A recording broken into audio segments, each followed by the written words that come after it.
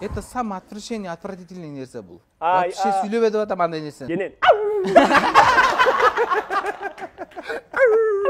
Чет элдик долбоорду кайталайм деп жосунсуз жоругу менен коомдун сынына кабылган эстрадачыларына карата жазалар башталды. Айталы YouTube порталындагы шоу үчүн Маданият министрлиги эстрада ырчысы Кайрат Пиринбердиевди эмгек сиңирген артист наамынан ажыратуу жөнүндө сунуш киргизсе, ал эми ырчы Курал Чокоевдин маданияттын мыкты кызматкери деген төш белгисин жокко чыгарды. Ошондой эле эки ырчыны Маданият министрлиги тарабынан өткөрүлчү иш-чараларга белгилүү мөөнөткө чейин катыштырбоо талабы каралууда.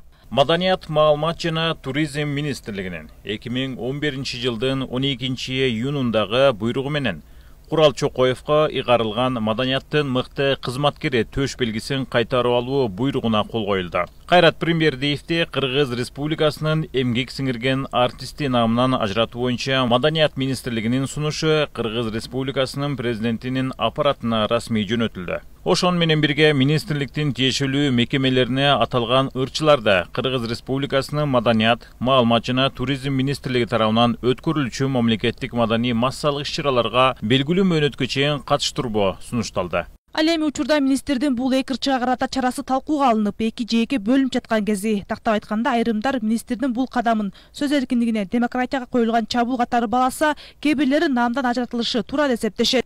Айталы социалдык түйүндөрдө министрдин чечимин колдогондор да, сындагандар да четинен чыгууда. Бул боюнча шоу бизнесинин айрым өкүлдөрү ырчылар кечирим сурагандан кийин наамын албай эле койгон туура дешип, айкөлдү кылып кечирип коюу оң натыйжа берерин айтып чыгышты. Маданият адамы ырдаш керек, маданият адамы жарандык позициясын айтпаш керек, маданият адамы саясатка аралашпаш керек. Дагы кандай чектөө бар? Кай мыйзамды буздалар? Маданият адамы биринчи кезекте адам. Демек, милдети менен кошо өз эрки, укугу, эркиндиги бар. Ошол эле маалда пенде. Күнөө жок кимде? Ким таптаза? Ким катасыз? Ким идеалдуу? Тарынганбыз кимге? Алдырабыз жинге. Ого эле. Ырчыга чыгарып күчүбүздү ажыратабыз дейбиз сыйлыкты. Ооба кылыптыр алар былыкты. Ооба тыйып коюу парыз, бирок жазалоо биздин колдо эмес. Мыйзам бузса сот, күнөө кетирсе Кудай астында жооп берет. Ал тургай айрым шоу бизнесинин өкүлдөрү ырчыларды колдоо иретинде өзүнө берилген маданияттын мыкты кызматкер деген наамынан баш тарта турганын билдиргендер да болду. Наамдан ажыратып коюу чечим эмес. Министрлик ошол YouTube порталына кирген балдарды жаман видеону өчүрүп салгыдай деңгээлге жеткизгиде иштеш керек. Коомчулукка туура келбеген сөгүнүү үчүн наамдан ажыратып жатса, эртең башка укуктан да ажыратабы. Бирок бул кадамдарга Жогорку Кеңештин мурдагы депутаты Каниек Осмоналиев акыркы жылдарда мамлекеттик сыйлыктын кадыр баркы кеткени, буга азыркы көрүнүштөр далил болуп жатат деген пикирин айтты.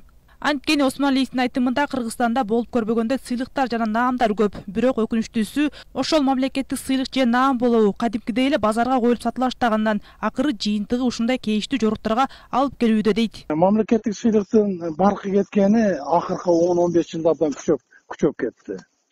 Ошонун жыйынтыгы катары мына кечеги ошол чоң окуя болуп атат да. Анткени мамлекеттик сыйлык болобу, мамлекеттик наам болобу, алардын баардыгын кадимкидей эле базарга коюп сата башташкан да.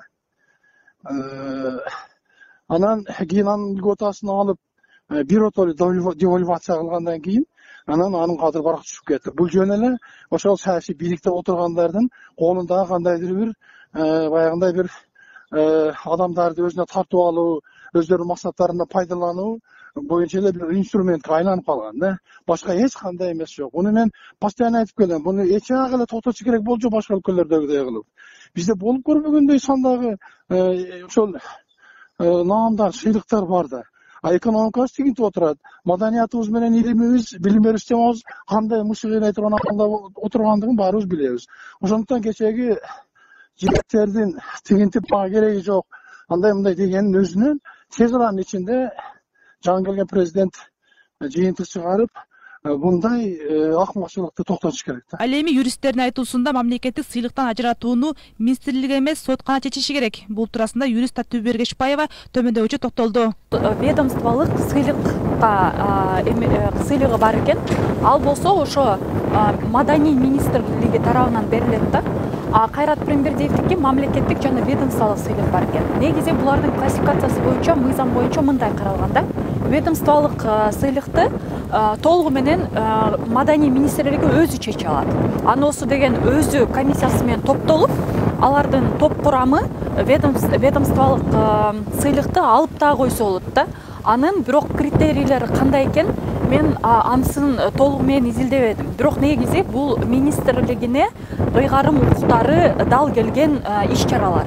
Бирок мамлекеттик сыйлыкты аппарат президент тарабынан берилет. Ошондуктан буну бир гана соттун чечими менен гана алып коюш мүмкүн. Ошондуктан бүгүнкү күндө Кайрат Пирмбердиевдин мамлекеттик сыйлыгын ала алышпайт негизи. Бул бир гана соттун чечими менен алына турган иш-чара. Белгилей кетсек, январдын башында YouTube порталына ырчы Курал Чокоев жана башка алып баруучу топ даярдаган шоуда сөнгөн жана уят сөздөр колдонулган видео тараган. Андагы шоунун бир чыгарылышына ырчылар Кайрат Кыргыз, дагы бирине Кайрат Пирмбердиев катышкан. Көп өтпөй бул видеого карата кескин сындар айтылгандыктан министр Кадырбеков 9-январда билдирүү таратып, шоу адеп ахлакка туура келбей турганын айткан жана ага катышкан эки ырчыны мамлекеттик наамдардан ажыратуу боюнча демилге өтүргөн. Бирок буга байланыштуу учурда коомдо чоң талкуу жаралып, министрдин отставкасын талап кылышкандар да четинен чыгууда.